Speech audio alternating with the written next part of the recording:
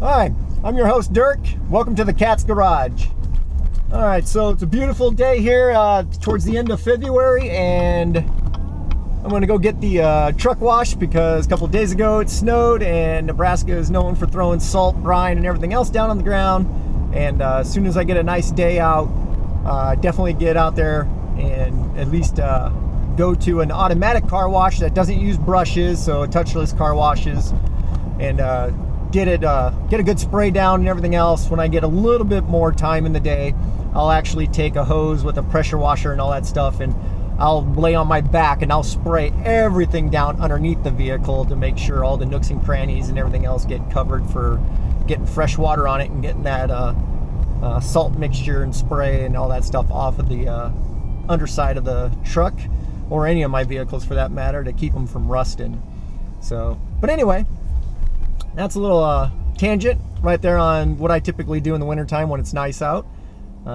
Maintenance and the well-being of my vehicles. So getting that salt off of them. But anyway, like I said just a second ago, moving on. So one of my videos I stated that typically you never get your money back whenever you modify a car.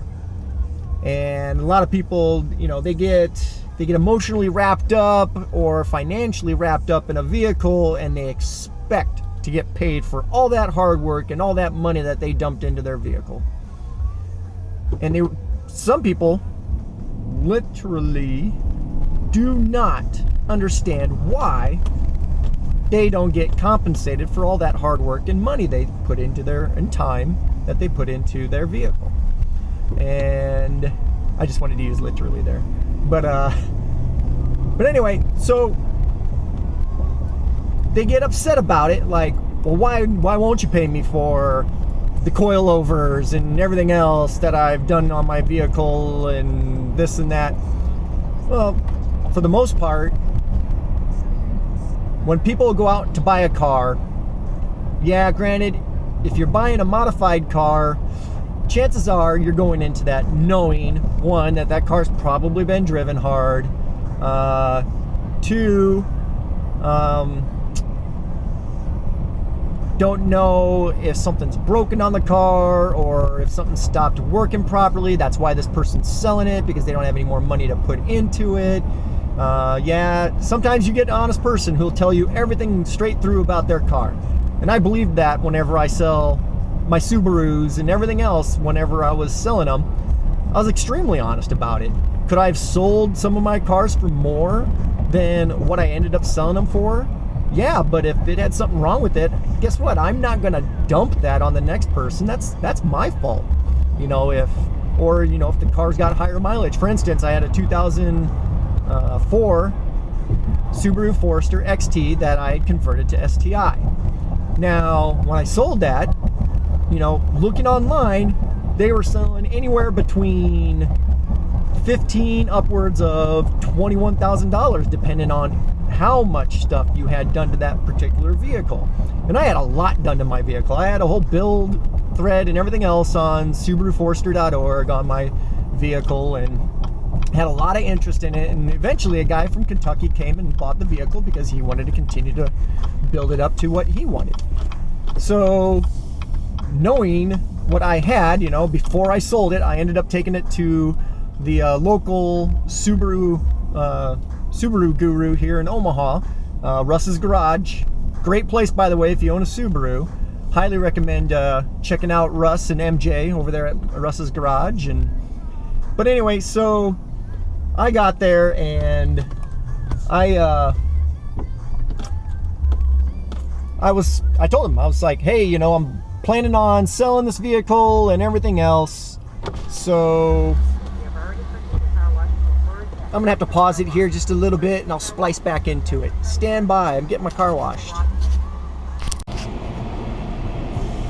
Alright, so this might be a little bit louder. I'm in the car wash right now, and I'll continue on. So I was talking about Russ's Garage. Great place here in Omaha. If you have a Subaru, that's the place to go to.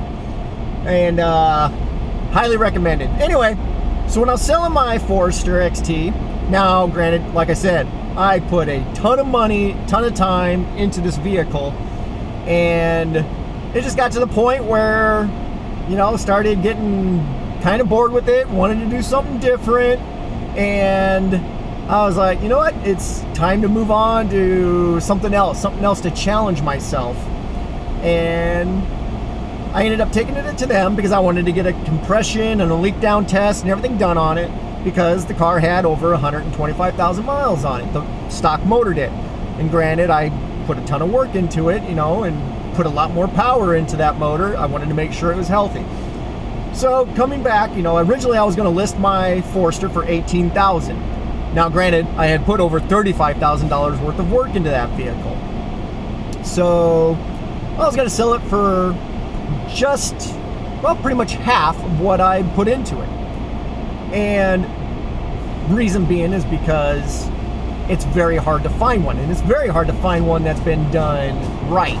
So I spent the money to make sure it was done right. So anyway, so I took it there, and now it's probably a little bit louder here. Great time to make a video. But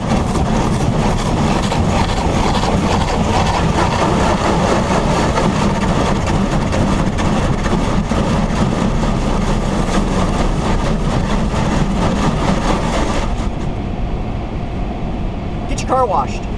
Anyway, so cylinder number 3 came back weaker than the other 3 cylinders. The other 3 cylinders were completely healthy. Cylinder 3 came back a little bit weaker, meaning that a little bit of that combustion pressure was leaking by, so we did a leak down test on it, was getting by the rings.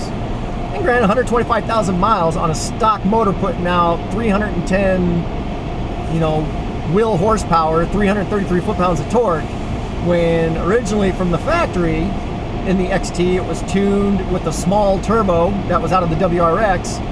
It was tuned to put out, I want to say my baseline pull was 225 at the wheels and 230 foot-pounds at the wheels. But anyway, so major increase, and going from there it was just along the lines of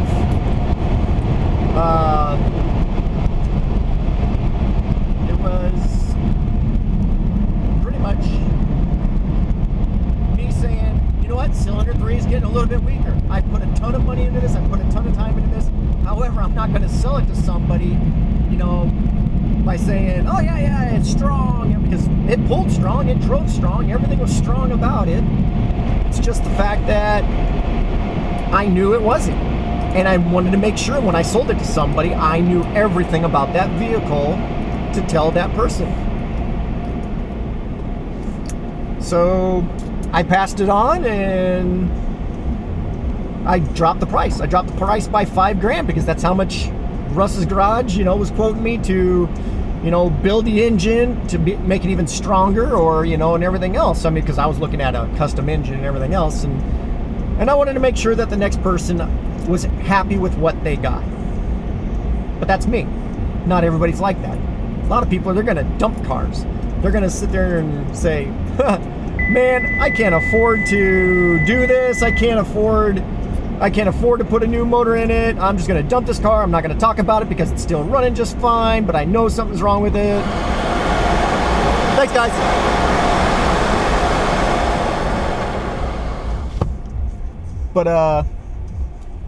But yeah, so that being said, it's a buyer beware thing, and everyone that sells stuff on there, that especially if they're out to mess with you, well, not necessarily mess with you, but if they're out there and don't really care if they're selling you a bona fide piece of junk, their first thing is going to be buyer beware. I mean, granted, yeah, you can't put a warranty on something that's used, something that's high mileage and stuff like that, and the buyer should know, hey, I'm buying this, and there is a possibility that something's going to go wrong with this vehicle when it has that many miles on it. So, that being said,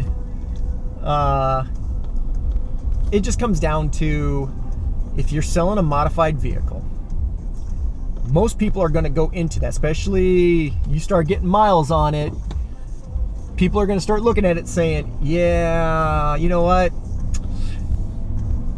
chances are you didn't mod this to look at it. You mod this to drive it. And that's what you should be doing with your car if you're building it up. Unless you're a company where, you know, you're like, well, what about Celine and all these other companies, so Hennessy and all these companies that build vehicles. They modify stock vehicles and then they charge an arm and a leg for their packages. But it's different because they're not going out racing and romping on the cars. They're building up the cars with brand new products, giving you all that stuff. It's no different than taking all your parts and taking your car and going someplace and saying, hey, put all this brand new stuff on my car. You pay for all that. That's what Hennessy, that's what SVT, that's what, well, SVT now is just part of Ford, but that's what all these modifying companies, Celine, Roush, you know, they're not modifying the cars, going out, driving them for a year or two, racing them and beating on them and everything else, and then selling them, saying, hey, we want our money back for all these cool parts that we put on these vehicles. So, I mean, that's the difference between a modified vehicle that somebody buys, modifies, and drives versus a brand new car that's been modified by an aftermarket tuner, but it has no miles on it ever since the mods have been done to it. Because now you are selling an actual brand, pretty much a brand new package on a vehicle. So that's the difference there.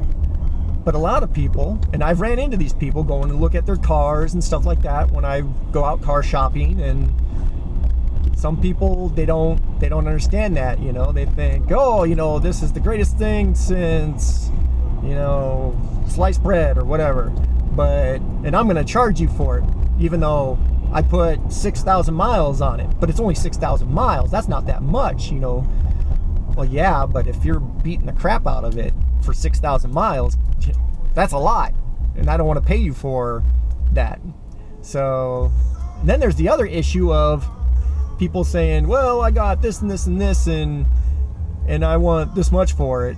And you look at it and it's like, well, okay, you used, hate to say it, but like stuff like Megan Racing and stuff like that that build extremely cheap aftermarket parts. And in that sense, I've had those parts and I've tried them when I first started modifying. I tried, you know, going those routes like, well, let's just check them out, and you get what you buy there. I mean, or you get what you pay for, I guess is the way to say it. But, you know, and I learned a lesson. Just start using higher quality parts right off the bat. You don't waste money in the long run that way, because that crap breaks after a little bit of time. You know, it's like when I see all these people like, oh, I'm selling my car for $3,000, you know, but, you know, I want $3,000 with these XXR rims on it, but I'll sell it to you for $2,000, you know, if I can just put some Steelies on it. Well, your XXR rims, well, one, okay, yeah, they look good, but they're cheap, especially if you're looking to go out and beat on the car and everything else. They crack. They're not a great quality rim. Yeah, sure, they look good, but they're not a great quality rim. So people trying to get all their money back from wheels and stuff like that, it's not gonna happen. But anyway, so I'm pretty much getting at here is, if you modify your car, don't expect to get any of your money back for those modifications. And if it means that much to you, you better keep all your stock parts, turn the car back to stock, be honest about it.